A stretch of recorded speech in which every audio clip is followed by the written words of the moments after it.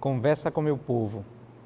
Continuando a nossa reflexão sobre a realidade da igreja, da família de Deus que somos nós, meditando nesta realidade sua, que é a comunhão dos santos e que professamos esta comunhão dos santos.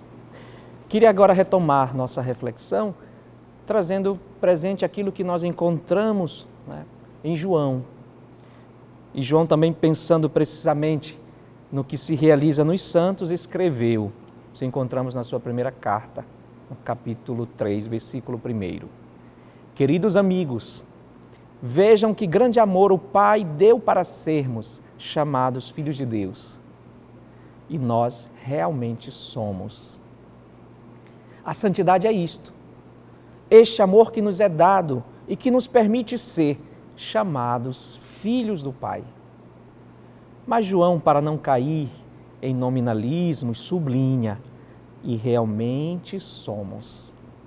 Esta é a realidade que o Senhor nos colocou com seu amor, com sua vida doada por nós. As bem-aventuranças nos ajudam a olhar tudo isso com uma palavra: bem-aventurado, bendito. Bem-aventurado que significa feliz, feliz, pleno. É o Evangelho de Mateus, que também narra de maneira particular, um pouco diferente do Evangelho de Lucas, apresentando Jesus que sobe a montanha e que começa a falar aos seus seguidores dizendo: bem-aventurados os pobres de espírito. Para Mateus, meus irmãos e minhas irmãs, Jesus é um novo Moisés. E como Moisés havia subido ao monte e trazido ao povo a certeza da promessa na libertação e a aliança que tornava segura esta salvação, dando ao povo a possibilidade de ser santo, um povo escolhido, pertencente a Deus. Assim, para Jesus, esta pertença a Deus torna-se uma expressão: bem-aventurados. E nós somos um novo Israel. Uma palavra de felicidade que já é: teu é o reino dos céus. Ele a dirige aos seus discípulos e a todos nós, a essas pessoas humildes do seu tempo, como hoje também somos convidados a acolher, que deixaram tudo para segui-lo, por entender que só ele era a riqueza que os fazia felizes. Estando com ele, com este reino dos céus que já está neles, aprenderam as outras palavras às quais Jesus aplica a expressão bem-aventurados, a bem-aventurança. Bem-aventurados os que choram, porque serão consolados. Ou seja, bem-aventurados os que passam por tempos difíceis, assim como o próprio Jesus, mas que com ele estão aprendendo a ser mansos, misericordiosos, pacificadores, puros de coração, isto é, não ter nada além dele que nos leva ao Pai. Feliz és, feliz seremos nós, de Jesus.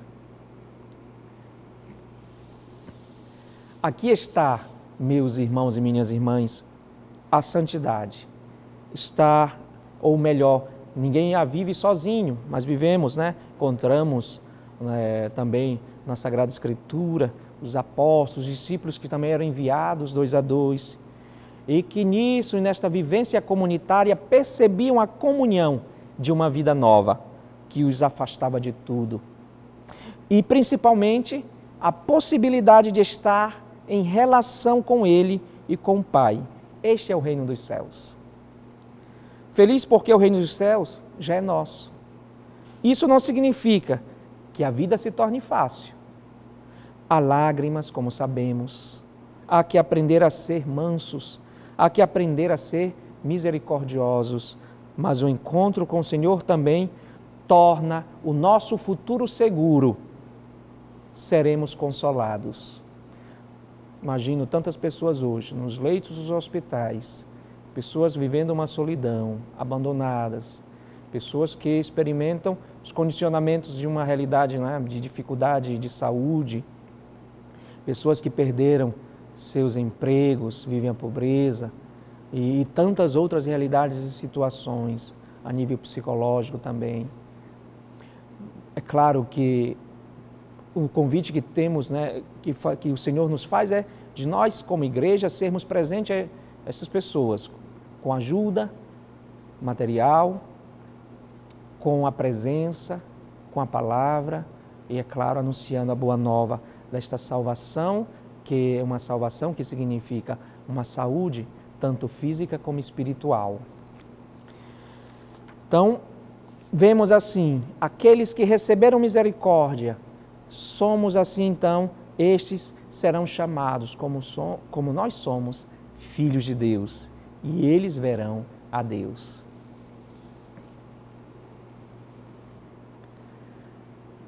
A santidade, felicidade que o Senhor reserva para nós, não é então apenas para o presente, mas torna-se um olhar para o futuro, a ponto de que o presente, que para nós pretende ser cristão, também se torne motivo, é claro e sabemos, de perseguição.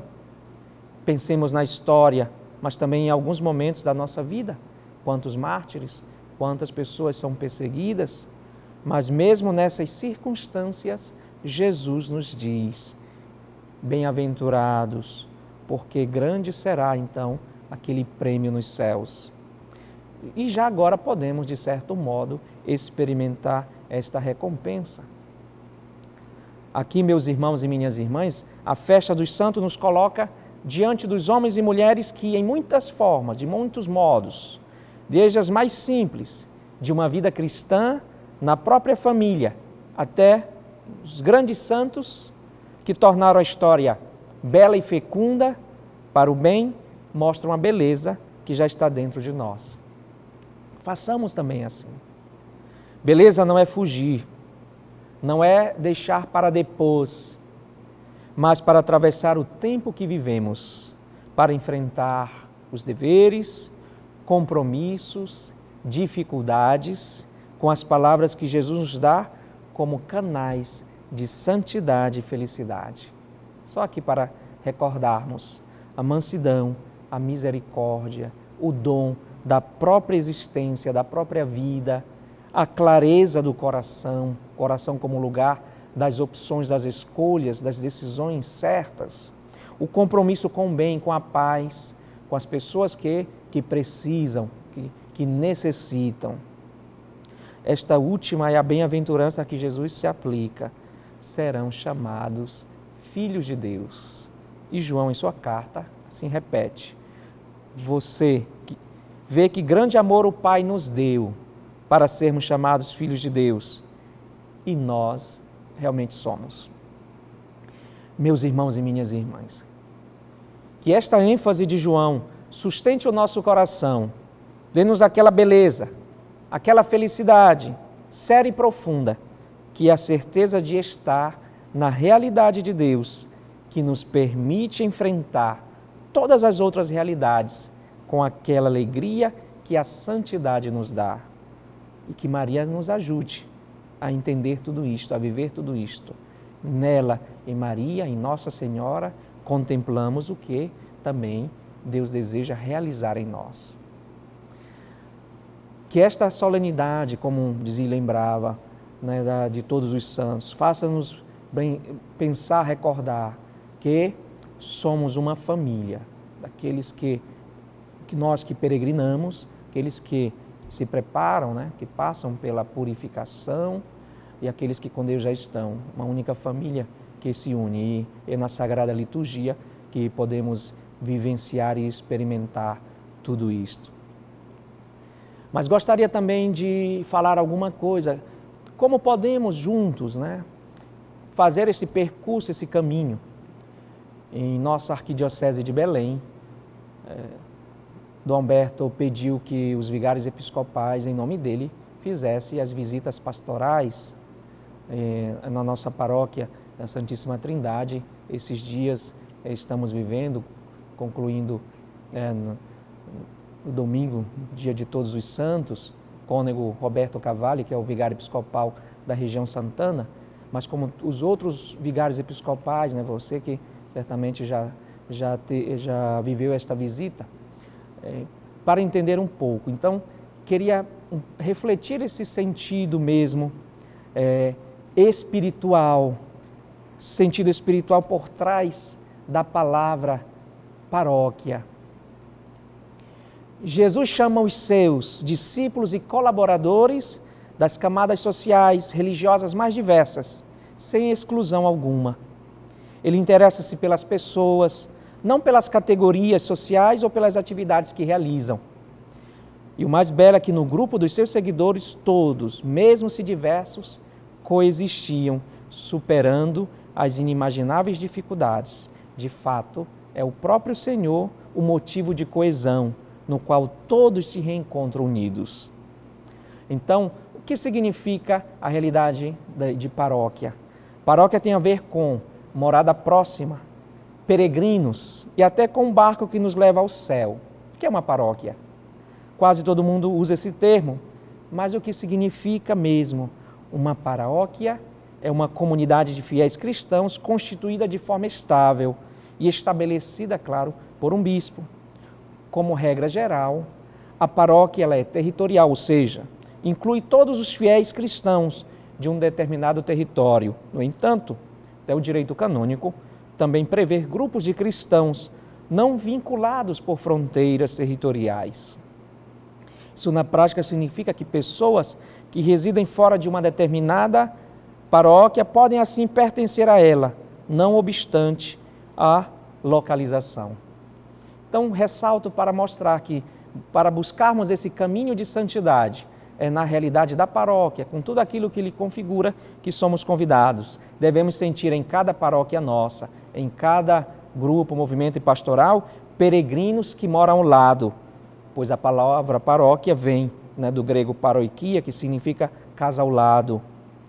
Então somos como que forasteiros, estrangeiros, peregrinos em outra terra, e que somos convidados a viver isto. Então, cada paroquiano, cada um de nós, somos um peregrino que viaja rumo à pátria celestial e que é acolhido numa paróquia, ou seja, numa morada próxima, vai compartilhando essa viagem com seus irmãos e irmãs, vizinhos, e aqui seja morando em mesmo território, seja caracterizado tal proximidade por afinidade, fruto de uma adesão. Peregrinos morando ao lado. Essa é a belíssima imagem para entendermos o conceito, não é?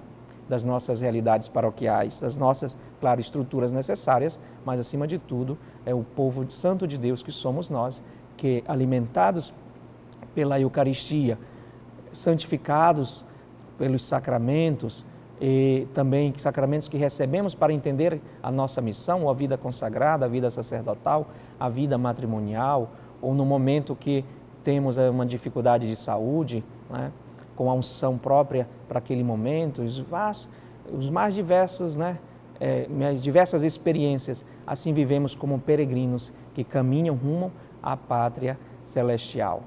Que Deus assim nos abençoe, que vivamos todos esta grande festa da família de Deus, que somos todos nós, e, claro, nos dirigimos a todos os santos, nossos irmãos e irmãs, que intercedam por nós, para que também possamos dar testemunho da nossa fé. Que Deus assim abençoe a todos, em nome do Pai, do Filho e do Espírito Santo. Amém.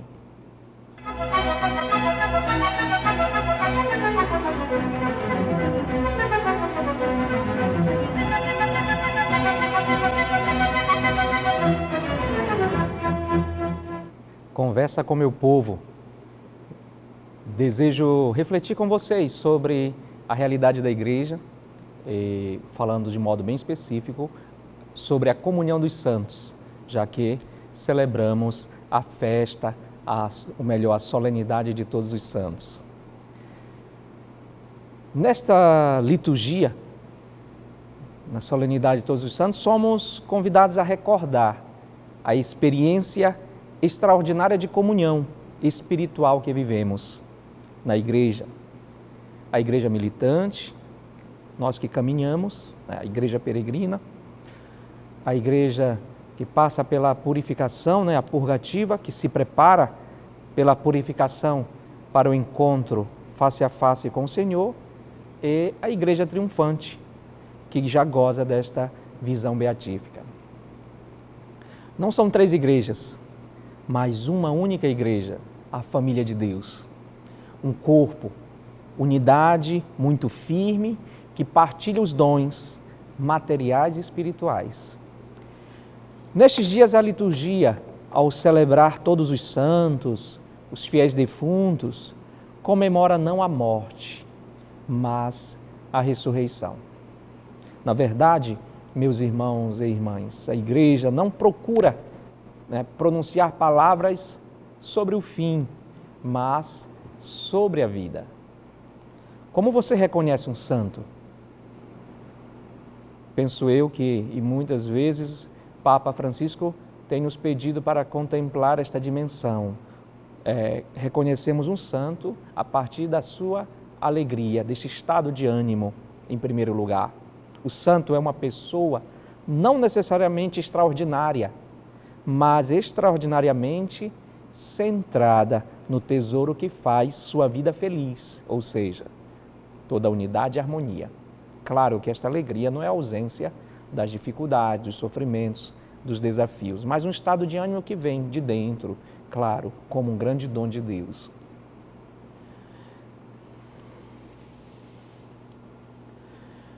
Alguns santos nos falam sobre esta realidade da santidade. Se me permitem citar alguns, seriam tantos, inúmeros, Mas me vem logo um pensamento de Santo Antônio de Pádua ou Santo Antônio de Lisboa.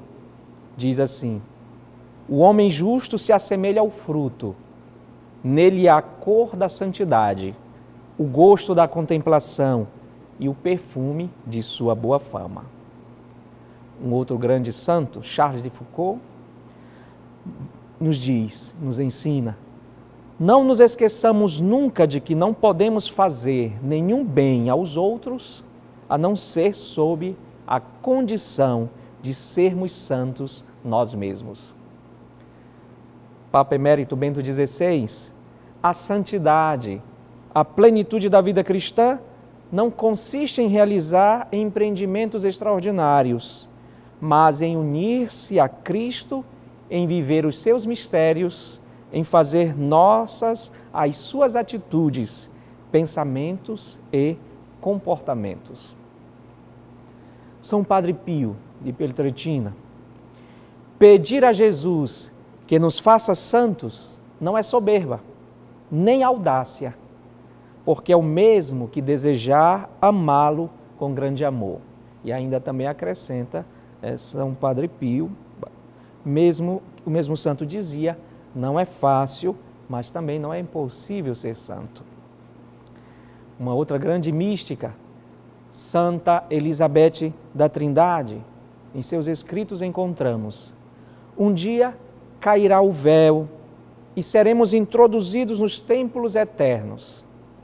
Lá cantaremos no seio do amor infinito de Deus, ou melhor, no seio do amor infinito, e Deus nos dará o nome novo prometido ao vencedor.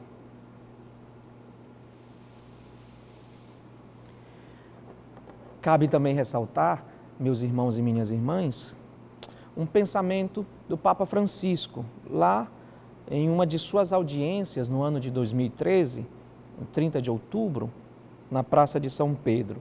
E o Papa, naquele momento, dizia, e falou desta realidade bonita da nossa fé, ou seja, da comunhão dos santos. O Catecismo da Igreja Católica, disse ele, nos lembra que essa expressão significa duas realidades: comunhão entre as coisas sagradas e comunhão entre pessoas sagradas, santas. E assim continuava o Papa: eu me debruço sobre o segundo significado, é uma das verdades mais consoladoras de nossa fé, uma vez que nos lembra que não estamos sozinhos, mas há uma comunhão de vida entre todos aqueles que pertencem a Cristo. Uma comunhão que nasce da fé. Na verdade, o termo santos refere-se àqueles que acreditam no Senhor Jesus, e são incorporados a Ele na Igreja, através, claro, do batismo. Por essa razão, os primeiros cristãos também foram chamados de os santos. Isso encontramos em Atos dos Apóstolos, no capítulo 9, e também na carta de São Paulo aos Romanos, na primeira carta aos Coríntios. Digo a vocês, meus irmãos e minhas irmãs, que uma coisa aqui também, aquilo que nós professamos, né, cremos na comunhão dos santos, né, é uma dimensão bela da igreja que nos anima, que nos consola. E antes de olharmos para as inúmeras dificuldades que se apresentam, né, na igreja, a falta de testemunho, sabemos que quem garante a santidade desta igreja é o próprio Cristo, é o próprio Deus, o próprio Senhor. E muitos homens e mulheres souberam, tiveram na liberdade a possibilidade de acolher esta graça, como todos nós também somos chamados. Então, somos uma família de Deus e que bom podermos contar com irmãos e irmãs que nos precederam na fé e que hoje intercedem por nós, também nos ajudam, nos inspiram, nos fazem também, ou melhor, nos levam a sermos nós fiéis, como eles assim foram, ao Senhor. Então, um belo convite para renovarmos, né, e renovar o ânimo, olhar de modo belo e positivo para o mundo, para a igreja, porque este é o nosso tempo e está em nossas mãos também, fazermos o bem, né, testemunharmos o Senhor, aquilo que nós experimentamos. Então, como eu dizia, eu particularmente sou animado por essa realidade. A igreja celebra, a igreja se alegra por toda a história de homens e mulheres que creram no Senhor, viveram justos e gozam do encontro com Ele.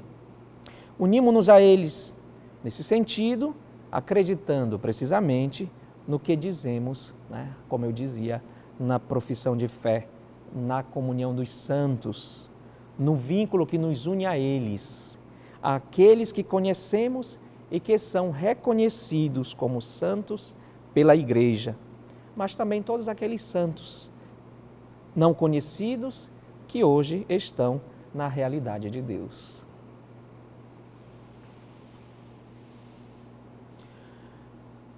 Na Sagrada Liturgia, na Liturgia das Horas, nós podemos encontrar no ofício das leituras, né, ao celebrarmos esta solenidade de todos os santos, São Bernardo com o seu pensamento e nos oferece uma reflexão. A memória dos santos desperta e estimula em nós o desejo de desfrutar da sua tão doce companhia e de merecer ser concidadãos e familiares dos espíritos bem-aventurados. É uma forma diferente de expressar o que dizemos, a comunhão dos santos. E então ele adiciona um segundo desejo desta festa, desta solenidade, que Cristo, a nossa vida, se manifeste tanto a nós como a eles, e também nós, com Ele, façamos o nosso, né, aparecimento na glória.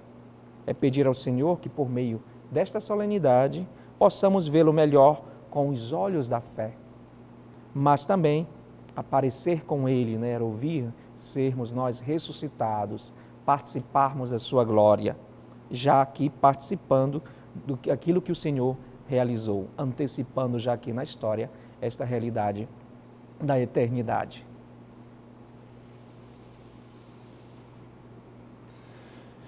Continuando ainda, se me permitem, falar ainda, trazendo presente o pensamento de São Bernardo, alimentemos livremente esta saudade de santidade, respiremos este desejo profundo e acrescenta, temos um direito.